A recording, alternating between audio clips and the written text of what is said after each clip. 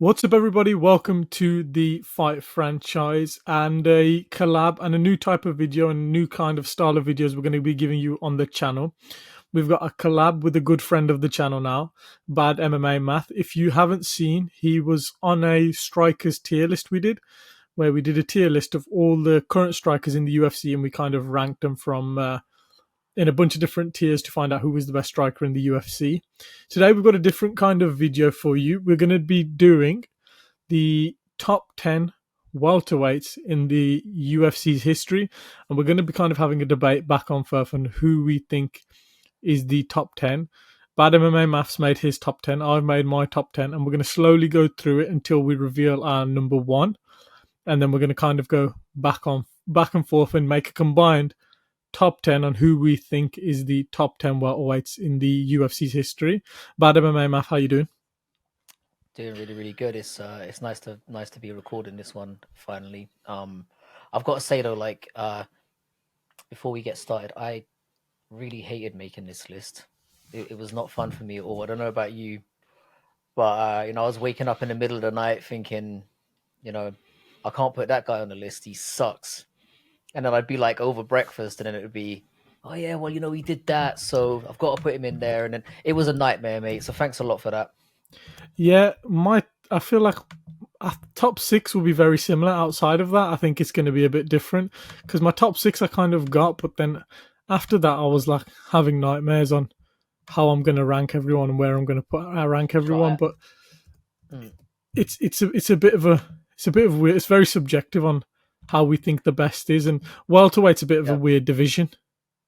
And that's what I was going to say. I think like with lists like this, it's always going to be subjective, and the rules that we made for ourselves as well made it a little bit trickier for me. I felt like if we were going to include like Pride and Strikeforce days and stuff like that on equal grounds, that where some of the UFC fighters we're going to talk about today had stronger runs while they were in Pride and stronger runs in Pride in Strikeforce. So for me, if that had been included as the general basis of what we're doing, I think my list would have been a little bit different. I don't want to speak for you, but that's personally what it would have been like for me. I don't know.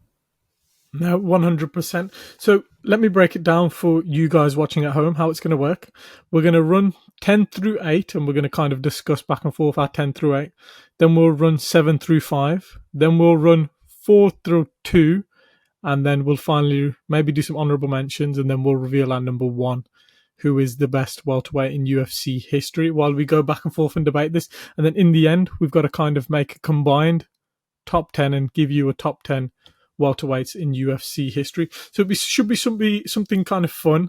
Neither of us have ever done this. I do top 10s on the channel, but it's just my input and my kind of thing. But here we can have a long-standing debate and kind of figure out where everyone ranks. So without further ado, let's go into it. This is the top 10s, new top 10s series, and this is top 10 welterweights in UFC history in honor of the recent UFC main event that just happened. And I'll kick things off.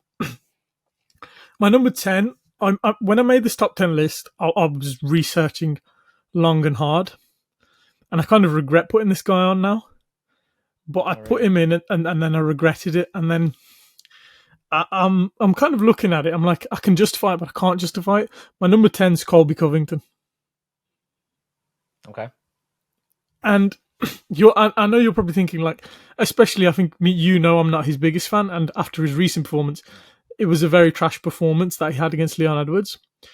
Mm-mm. But when Dana White did a press conference and he goes, if Kamaru Usman wasn't here, Colby would have been champion because he won the interim champion and he would have been champion, and he would have given at the time Tyron Woodley a run for his money and maybe beat him. When Kamaru faced Tyron for the title, UFC 235. If Colby faced Tyron then, if Tyron got whitewashed in that fight, Colby would have won the title. That's obviously semantics if Kamaru didn't exist. But when you kind of, and he's not the biggest finisher, but I just think when you think of like, okay, his kind of recent record, it's like 50-50, but like you look, dominated Jorge Masvidal a bit past his prime, had that trash performance against Leon Edwards, but before that, Kamaru Usman went to war with him. I didn't think he won the fight. I'm going to be totally honest with you. I thought he lost that fight at MSG. I thought it was 3-2 or 4-1 to Kamaru. 5-round domination over Woodley. Had that war with one of the most underrated fights in UFC history, the first fight against Kamaru. It was like a proper 50-50 matchup. And then dominated Robbie Lawler, dominated RDA, dominated Damian Maia, Kim Dong-hyun, Brian Barberina, Max Griffin, Jonathan Muena, and then lost to Wally Alves. Like his record, 17-4.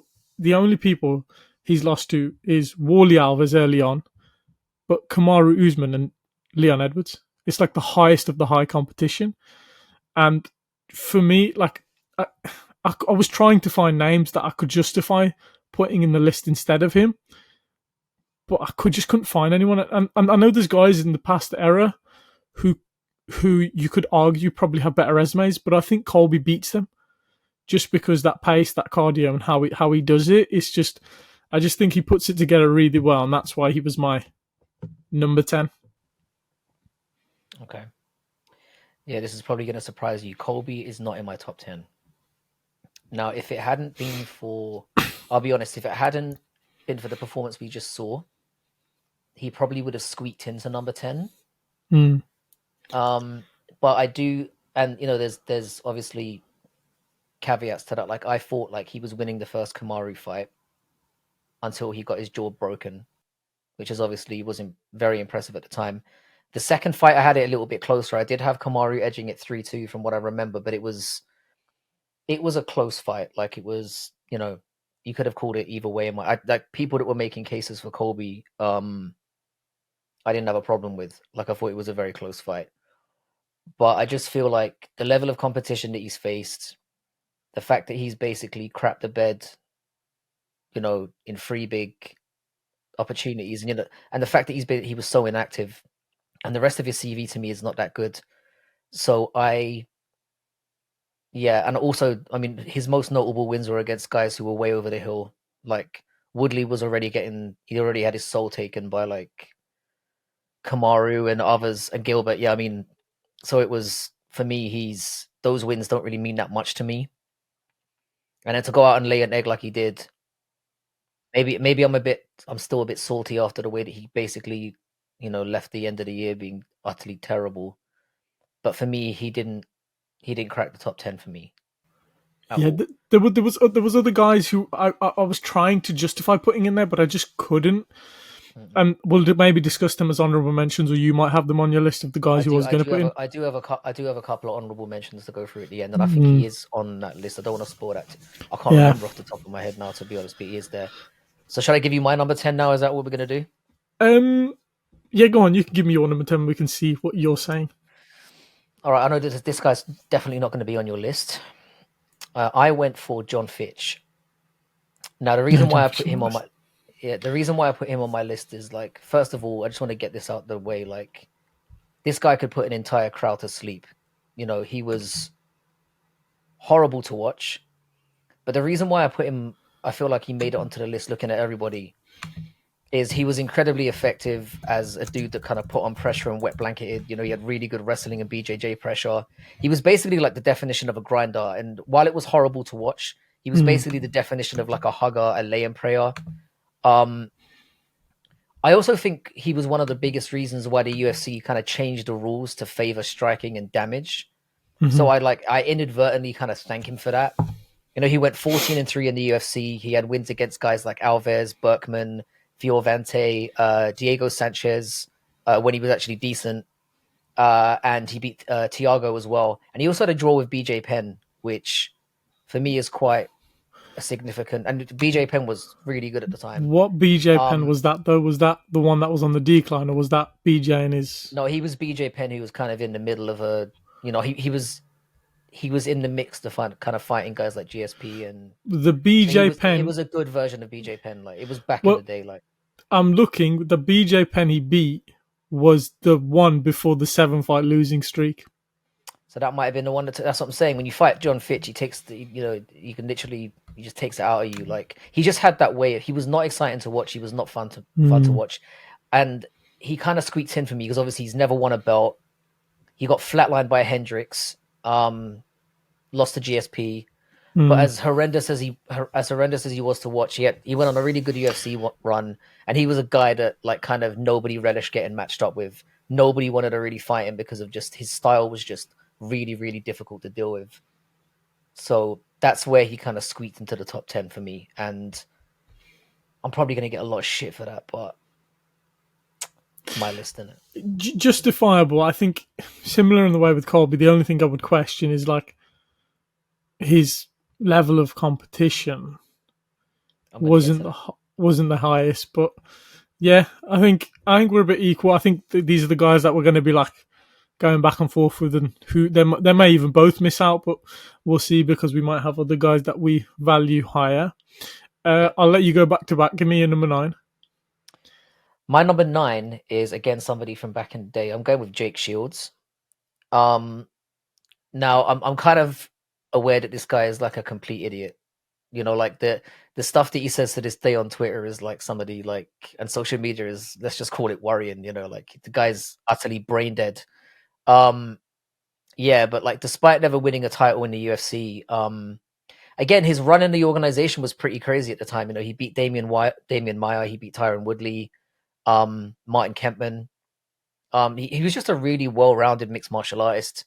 You know, at the time, you know, during that era, which is what I think is gonna be very much dictating how our lists are. He was somebody who was very well rounded at the time. Like he could kind of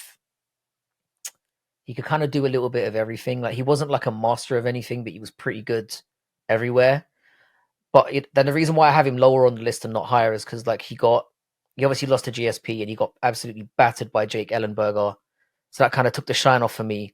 But one thing I do want to mention, and people forget this a lot, he was at some point in an 8-man tourney that took place in one night, and it featured Anderson Silva, Akami, Frank Trigg, and Mene, who were all absolute monsters, and he came out on top. So he had a very fan-friendly style, which I kind of appreciate in a fighter. And I think he would have been potentially higher on the list had he not been potentially cut. I think he kind of got in hot water with the UFC very often. You know, he was involved in that whole scrap pack nonsense and all that stuff. So he was somebody who I feel like got prematurely cut and didn't have the career he could have potentially had. But yeah, I think he has a rightful place in the top 10 for me because of the people he beat and the runs he went on. He was one of the guys who was in my consideration. The only reason I didn't put him in is because this is top 10 UFC welterweights. Mm. Because his best work was outside the UFC, I kind of avoided him because there's another guy who I think you're going to have really high that I avoided, who had one of the best runs at welterweight outside the UFC. And his run, obviously, he does his work. He had like a really good run. Like if you look at his win, he beat Paul Daly.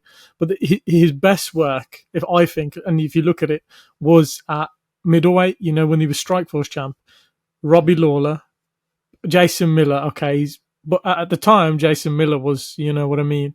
Then Dan Henderson, and then went back to made his welterweight debut and beat Martin Kempman.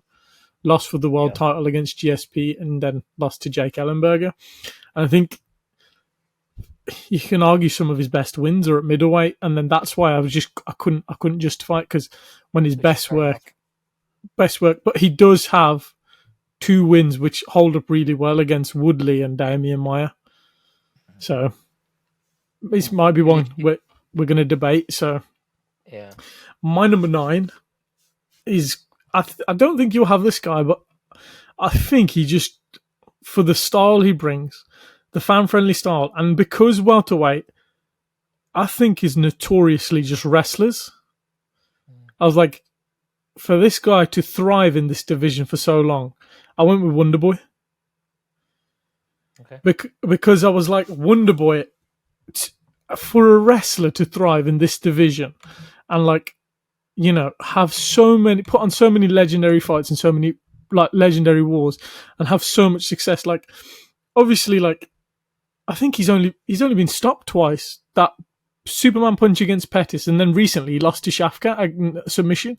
Other than that, if you would have said there's a guy who's going to fight karate for the next 10 years in the UFC in welterweight, how many times is he going to get submitted? Or like, you know what I mean? Like he's been out grappled, fair enough, but like finished on the ground once in 10 years in the most grapple heavy division there's ever been.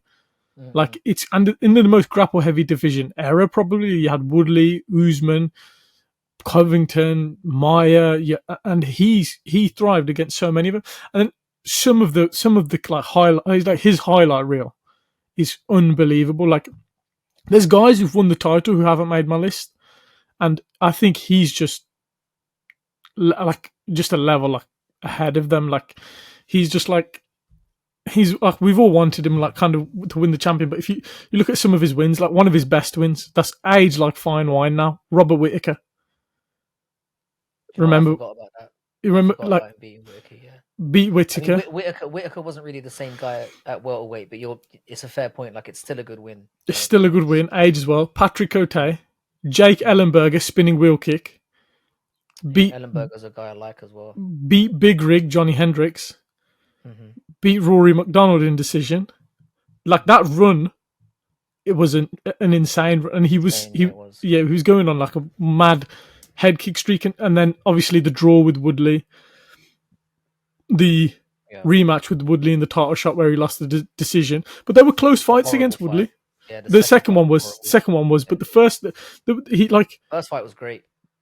exactly, and with that style as well, I think he deserves a lot of credit. And then obviously the Till loss, Pettis lost, and then beat Vincente Luque, beat Jeff Neal, lost to Burns, lost to Bilal, beat Kevin Holland, lost to Shafkat. Like he's fighting the best of the best, and he's doing it in such a fan-friendly style in such a wrestle-heavy division. I just had to justify putting him on the list. He's just for me like one of those styles. Like look at someone like Darren Till, a striker who got like found out in this division. Like you have someone like Wonderboy who's like put on the best fights, fan-friendly style, and got some incredible wins in that time, and fought the best of the best. He's not ducked fighters like Colby, so hence why I had to put him higher. So my number 9 is Wonderboy. But I'll give you my number 8. My number 8, I had to do it because I just felt like it felt justifiable in a sense. I went with the original champion of welterweight. I went Pat Miletich. Oh, do you know what? Yeah, this is it. Pat Miletich didn't make my list, but when I made the original list, he was number 9. Funnily enough, I like Pat Miletich a lot. It was a difficult one to omit because he was amazing. Now, there is a caveat. If you look at his record, he when he was fighting in the because this is when the UFC in the early days, people would fight the UFC, they'd fight in Pride, they'd fight all over the place. And the thing was, while he was fighting in the UFC, if you look at his record, he was fighting in other promotions and he was losing, which is why I couldn't justify him any higher. Even though he has 4 title defenses in the UFC, he kept fighting outside the UFC and kept losing while he was welterweight champion, which is why I couldn't justify him higher. Yeah. But I do give respect to guys who, paved the way and are the originals. And he was an original, like, welterweight in the 90s, in the proper early era. And for that reason, to, like, pioneer a new division got me, I was like, you have to pay homage to somebody who, back then, it was literally heavyweight, light heavyweight, and a few middleweights. When you pioneer a new division for me, you earn a lot of respect. And he won in the tournament format early on. So for me, that earns big respect. And 4 title defenses. And the other reason he made my list, he's trained now, I think, 3 champions. Because he's got the, Miletich fighting systems. Mm-hmm. He trained Robbie Lawler. Who did he train? I forgot his name now. He trained somebody else to become champion, and I'm blanking on it. There was a few guys he trained to become UFC champion, and that as well earns a lot of respect in me. Let me just have a look.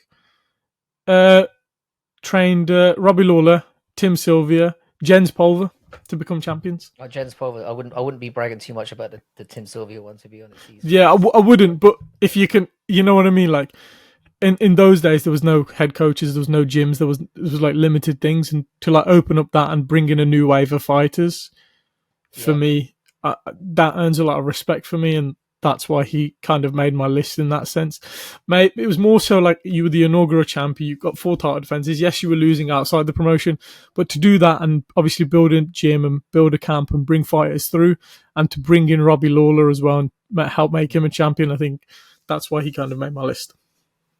Yeah, fair play. Like I think the reason why he didn't make the cut for me was simple fact of, again, very exciting fighter, again a pioneer, but I just don't think he had the same level of competition that some of, because Mm, I based it on 2 key things when I made my list, and that's kind of become more obvious as it goes on. I based it on what I considered the level of competition to be, which in Pat Miletic's case wasn't the as highest, high yeah. as some of the others. Yeah. And I also based it on sort of fighting style and fight friendly style, and that was kind of a lot of what I used as my basis to kind of Mm, justify who to put up and down, which is amazing when I think about who got to number 10. But with John Fitch, like, it couldn't be a worse example of that. But I think that was probably just a case of because I'm still pissed at Colby. mm, But no, I think, like, again, I can understand why he's on your list, and he was somebody that was definitely going to be on mine. But yeah, like I said, I just based on what I considered important criteria, I couldn't include him. So my number 8, and I think this guy's going to be higher on your list. I get a feeling. I went for Johnny Hendricks at number 8. Maybe he won't be higher on your I'll list. I don't know. I'll cut you off there then. He's my number 7. Really. Yeah.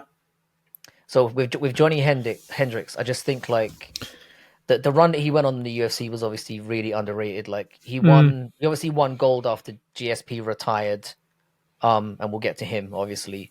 But he started out as very much wrestling based, and it became like a really terrifying striker. Like, the way he would fucking flatline guys with that left hand, excuse my language, was really, really impressive. Like the one way he flatlined John Fitch, who was very difficult to get out of there, kind of stood out to me. mm, On the list of people he's got on his resume, guys like Campman, Fitch, Condit, Robbie Lawler, Matt Brown, and let's just say it, he probably beat GSP that night. Like, now I watched the fight again mm-hmm, quite recently, just for the purposes of this list, and the fight was a lot closer than I remember it being at the time. mm-hmm. I still think that Hendricks won the fight, but it wasn't the robbery that I remember it being. And maybe I'm watching it in rose-tinted glasses, I don't know, but you can make a case for GSP winning 3 of those rounds. But I think the fact that he was so badly damaged swayed a lot of people's opinion, because GSP looked like he'd been on a train wreck after that. So Well, Hendricks was unscathed. that's the thing. I mean, but in terms of, again, Control and how stuff. I'd score rounds, and I mean, I can see a case for GSP. I don't think it was that ridiculous. And what stops him from being higher? I know you've got him on number 7, and I suspected he was going to be higher on your list. Losing to Lawler, I know it was a split decision, but that didn't really help. And it was also his late career skid was very, very bad in the UFC. Like, he was getting battered, and like the PED drama didn't really help, with the suspicions that he was on stuff. And then the fact he was starting to miss weight quite a bit as well. And what really makes, I know he never got caught doing PEDs. However, one thing that's really important to note is he went on that skid shortly after USADA turned up. Mm-hmm. And that to me is like very, very suspicious. And another thing, he was somebody who was very, very dependent on using IVs. And Yeah. considering what we know IVs can do now and what they're ultimately used for, that's a big red flag to me as well. He had a great fan-friendly style, absolute banger. He was a really good wrestler who had devastating knockout power. He was never shy to get in a war. But for me, with all this stuff that's kind of around it, he's not as high on the list as he potentially could have been. And I think he was a great fighter, very entertaining. But there are too many asterisks against this guy's name to have him any higher than 8 for me. A similar sentiment. He was like, if you look at his run from when he debuted on UFC 101 up to like the GSP fight, it was like 9 or 10 fights he had with 2 losses. Lost the decision to Rick Story and lost to GSP, but he arguably didn't lose. His KOs were like, I think if you think of the best KO artist in welterweight, he's up there. He's probably like top 2, top 3. Like, the way he was flatlining falls, it was unreal. And like, the fact like you've got whether the power was PEDs or was him, like to come from a wrestling background and to do that to people was That might be what unbelievable. that might be an extra case for the PEDs. To be fair, like the Yeah, fact that suddenly he was battering guys, just he, it's interesting. same as you, like great record, great wins over like Condit. He beat Lawler the first time in a close fight. Beat Fitch, Josh Koscheck. He's got great wins. Again, I've got a video on my channel called "The Top 10 Falls from Grace." He's on there because his fall from grace was unfortunately too much. Like he lost to my number 9, which was Wonderboy. Wonderboy KO'd him. You know what I mean? Like, and it's just the career skid after what's it called was just too much. But that initial run from when he got into the promotion all the way up to the GSP fight was unbelievable. Like the damage he was doing in welterweight and the run he was going through. Like you look at guys now like Bilal and Leon who are going on a run in welterweight, but it's nowhere near as devastating and definitive. The only person that comes close to being as definitive and going on a run recently is Shafkat. Shafkat's like going around finishing fools like this guy is. This guy's like deadly. He was really fun, really entertaining in his prime, and he did really well, and that's why he was my number 7. And I think, yeah, I think we'll probably have him in the finalized top 10 in around 8 or 7. I'd We'll probably say, have him around yeah, then. Yeah. I'd say so. Yeah, yeah. So So my I number know your 7. Yeah, I number was going to seven. say you give your number Yeah. 7 then. So my number 7 is, and some people are going to hate this one with a passion, and they're probably going to want him higher. He does have a win against my number 6, actually, but I'll get to why he has, like, there's a small asterisk when I talk about him. I put Tyron Woodley at number 7. Now, he started his MMA career really late. I think he was like 25 Mm, when he got into MMA. I might be wrong about that, but I remember him, he was somebody who was very late on the scene. He was a very dominant wrestler, and he could dominate in that arena, and he was more than capable of landing like fighting hands as well. He does get a lot of credit for that free fight UFC run that he had, and rightfully so. But for me personally, outside the Thompson first fight, which was a war draw and fairly a draw, the rematch was an absolute dud. And like his fight with Maya was even worse. The Till win aged like milk. Like yeah. it's a terrible win. Like when you look back at what Till went on to do and how badly fraud checked he got, doesn't age well. Another thing that really just maybe this shouldn't factor in, but it does. Like just having him during his entire run, like moaning and bitching and complaining about the race card, and he sat on the shelf for ages to get a fight with Robbie Lawler, which also annoyed me. Lost to Jake Shields in his UFC run, which pushed him a little bit lower.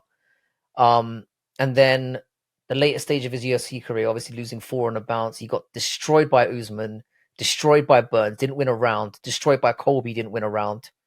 And the Luque win as well, destroyed by him as well, just absolutely dominated. So he basically went on a near 16 round losses. 16 rounds of losses in a row, Mm. which really did not look good. He did have some good KOs. He had some duds in there, and he does deserve credit for, because when he did dominate, he dominated. But I don't think the level of competition was the same as some of higher up on the list for me that I'm going to get to. So for me, he's good for 7th, and that's as high as I could put him. Fairs. Yeah, I'll probably mention him in a little while because then I'll just go to my number 6 and then I'll kind of give you my opinion on Woodley. But my number 6 is someone I think you're going to have really high now, the way you're speaking about it. My number 6 is Robbie Lawler. Fair enough. Robbie Lawler is on my list. He's a little bit higher, but he's on my list. I thought he would be. Yeah. If you're going like styles, fan-friendly styles, this guy could genuinely be number 1. I think Robbie's an absolute legend, and I was so happy he went out on that, win over Nico Price. Yeah, but I mean, Nico Price got folded very easily in that fight. I'm not gonna. Yeah, it looked a bit suspicious, it but looked a bit dodgy. I don't really care. Like to see someone like Robbie go out, like to go out like on a win like that was amazing. Yeah, he deserved to. Yeah, number 6 for me. I think The thing I love about him was his like how he made a career comeback, because he was in the UFC in the early days. I think he was fighting at lightweight. I'm pretty sure he had the Hmm. loss to Nick Diaz. He had like the failed stints outside the promotion, in the failures in like Strikeforce. He could just never put a string of wins, good wins together. Like something would always derail him. And Yeah, then there was obviously when he got to the back, when he made it for the back into the UFC the second time, beat Josh Koscheck TKO, beat Bobby Volker. I don't know if you remember that head kick. yeah, I that was do. unreal. I do. Beat Rory the first time, which was a great win. Like I was a young Rory. Lost to Yeah, Hendricks. But the thing I love about the loss to Hendricks, because when I did my UFC comebacks video, I had to look into this. He lost to Hendricks in March of 2014. May of 2014 beat Jake Ellenberger, then beat Matt Brown in July of 2014, then beat Johnny Hendricks at the end of 2014. crazy run. Yeah, so active as well. Exactly. That's what I love. Like that activity, you literally just lost a title shot in March, and December you go on a run to get that title back, get that title shot and win the title. Like that, we don't see that anymore. Like guys who literally fight 4 times a year just to try and get that belt. Like it's, I guess like there's probably less incentive, probably less money. They don't have the sponsors on the shorts like back in the day and stuff.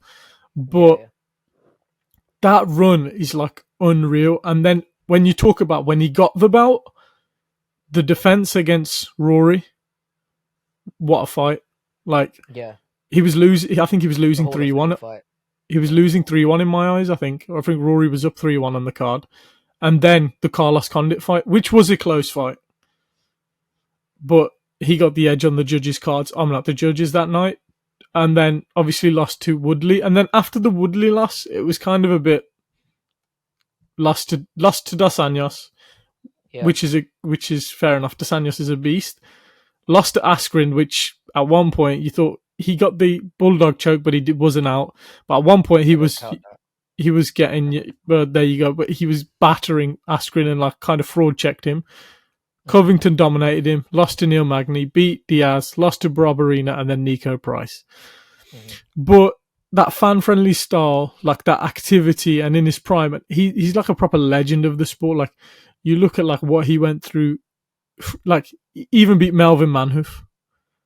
Yeah, in like terms of yeah, like he's been around, Robbie Lawler has, and to have like that big of a career, like that's what it was for me. The only reason he doesn't rank higher than someone you've previously just mentioned is just I rate a consistent like defenses and like stacking up wins and stuff, and he just wasn't fortunate to do that. And to get like beat and flatlined by Woodley was unfortunate, but definitely number 6, I think justifiable, and he makes my number 6. yeah. No, that's fair. You know, I might as well talk a little bit about Robbie Lawler because he's actually my number 5, and then I'll talk a Mm. little bit about why I had Robbie at 5, and then I'll go back and tell you my number 6. Um, yeah, it's I don't know. It's just like I just love this man's career. You know, like Mm. he made his debut when he was 19 years old, which is insane. And what really endears me to him in particular, and why I have him so high, is because you know, for a while there, he was somebody who was kind of relegated to being seen as a journeyman. Mm. And you know, to come back and make the resurgence he did, and against the competition he did, was insane. It's like the guys you mentioned, you know, Koscheck, McDonald, Ellenberger, Brown, Hendricks, McDonald again, and then he had a very very close fight with Condit. Condit. Um, yeah, it was just one of it was one of the best and most destructive runs in UFC history. You know, he fought in every elite organization. You know, and it wasn't just the level of it was the fights he had. It's like what you alluded to. Like he was having like Hall of Fame fights on like a regular basis. Like every Robbie Lawler fight was an event. It was like a there was something special about just a Robbie Lawler fight, and it's why so many UFC fans, certainly ones who were watching not just in that era, but you know even now, last 5 6 years, everyone just loves Robbie Lawler because he didn't have to talk any smack. He was just he went in there every single time and he brought it, and he was just exciting to watch. And you know, like I said, as you said as well, for him to end on a high, a lot of fighters don't get to say that. So you know, he managed to be liked and not, you know, he managed to get his name out there and not be a complete and utter arsehole doing it. So for me, he's rightly in the top 5. Now my number 6, and again, I think you might have this guy higher. I had Carlos Condit. Like, I don't even know if he's on your list. Might not be. I had No. Condit at number 6. Um, Now, again, for me, he's one of the greatest welterweights of all time. Like, not just in the organization. He defended before he got to the UFC, he defended the WEC title 3 times. Which says, he did have championship level credentials, at a time when the WEC was full of murderers. And I know we weren't counting that, but I'm going to get to it. Again, he operated in an era where fighters were mostly one trick ponies, and again, he was good everywhere. He was a monster on the ground. He could submit you, choke you to death. He was a very diverse striker, very fan friendly style. He was, to me, a complete mixed martial artist when there weren't that many of them around, and I think he helped pioneer in that way.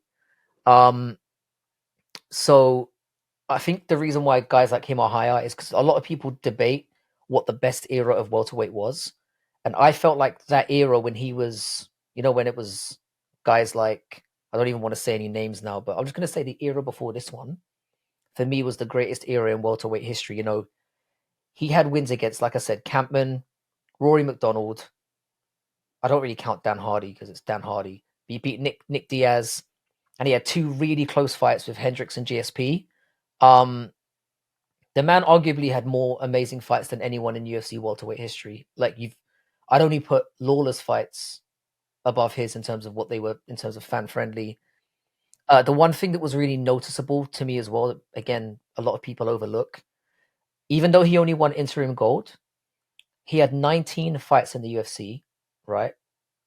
And he had 56 fights overall. He got KO'd once in his entire career. And when you think about the guys he was fighting, it's insane. And the KO he did get was actually against Woodley, and he was a bit unlucky in that fight where he had a little bit of a fall and ended up damaging his knee, and then Woodley ended up kicking his knee out and getting the stoppage that way. To never be knocked out or stopped in a run that long is crazy. Like, and again, I think he was operating in an era that was better than this one now. So for him to do that, when I think about like the 2 close title fights that he lost that were arguably very close, he had the loss to Lawler and the loss to GSP. Like I said, the ACL tear in the middle of the Woodley fight. I feel like this guy's UFC career on the whole was better than a lot of the guys that nearly made this list. I just feel like the overall body of work that he had in the UFC, the way he fought, the style in which he fought, the guys he fought against, the fact that he was very, very difficult to finish, for me, he's rightly on this list in the top 10, Carlos Condit. He was one of the guys I really did try to consider. When it was, I hate these guys with the steep decline because it makes it so much more difficult. I remember at the end of this career, he just didn't even seem like he wanted to turn up. There was like fights where he would enter the octagon. I know he was like the natural born killer and whatnot, and he was like a bit like not lethargic. Like he just like he was a game, but he was just like it's like part of him like he wasn't there. Do you know what I mean? His like attitude when he would turn up in the octagon. But it just seemed like if you look at the last streak of fights, when he lost to Damian Maia, lost to Neil Magny, lost to Alex Oliveira, lost to Michael Chiesa, and then beat Court McGee, beat Matt Brown, beat Matt. But that end of fights, it was just like it seemed like you're just gonna be asked. But I mean, I think that comes down to the fact. I mean, like I said, the UFC career length he had when he was operating in his prime. Mm. I feel like that era was so much better, or not like infinitely better, but like it was a lot better than it is now in terms of depth. And I just feel like the guys he fought. I mean, like I said, he had 19 fights in the UFC. So by the time he got to the end of his run, he was a lot more war tested, and guys still weren't sparking him out. And he was still competitive as an older, more war torn guy. And I just think that count. I mean, even though he did put in a few duds every now and then, he didn't get battered by anybody, not even some of these young bucks coming up. And I think that kind of shows the strength of the previous era to me as well. The fact that the guy had been in so many wars, had gone through injuries, surgeries, all kind of stuff, and he was still able to hang in there convincingly with guys who people consider to be, top welterweights now. And I think that counts for something. Just like, again, these lists are subjective. And for me, Mm. just in terms of who he fought and the way he fought, he's up there for me. I think he was a fantastic fighter and is somebody who's very kind of underrated. I knew he wasn't going to be in your list though. I had a slight. I find it when guys have unless you held the title for ages and then you have a mad skid, or Mm, like you were so impressive and you had a mad skid, then it doesn't. I can justify it. I think at the very upper echelon, lost to Hendricks, lost to GSP, and there were close fights. It's just I couldn't justify it, unfortunately for me. So yeah, it didn't make my list. But he was your number 5, so that correct? yeah, no. Condit was number 6 and Lawler 6. was number Lawler 5. was So your number I'm 5. I'm I'm down to 4 now. My 5 was Woodley. Okay. Similar sentiments to you, Mm, like you said. I think we flipped. I think I had you had Lawler higher than Woodley. I did, yeah. I had it the other way around because I just he was when he got the title, he like got the KOs and whatnot. But when he got the belt, he did fight a bit more conservatively, and it was to just hold on to the belt. And to Yeah. be honest with you, when he did that, I respect it because you've got a family to feed, you've got pay per view points to make, you've got money to make, and you've got a legacy to build. Like Mm-mm. at the end of the day, that's life, man. And if you win, you win. It's just his attitude at time did suck, and it was like, what can you do? It's like I think he was very.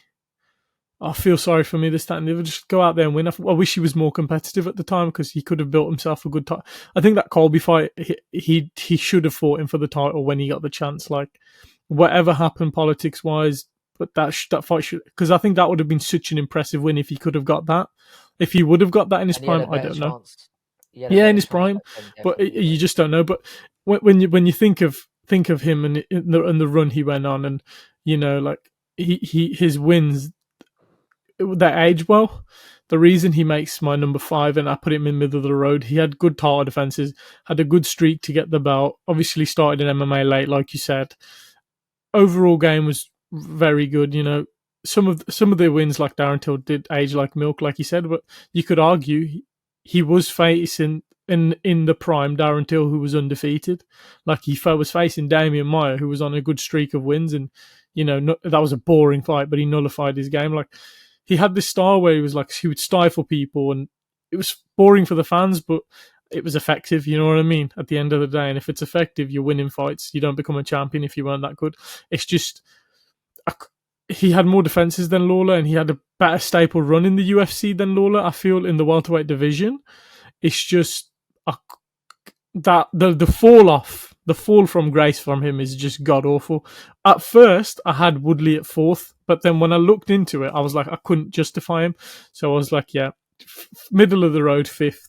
I feel like in years to come, I think he will drop lower, and I think that if this was welterweight of all time, he would be lower for me because there's other guys I would put above him if we included every promotion. If we're just including the UFC, 5th for me is where he has to go.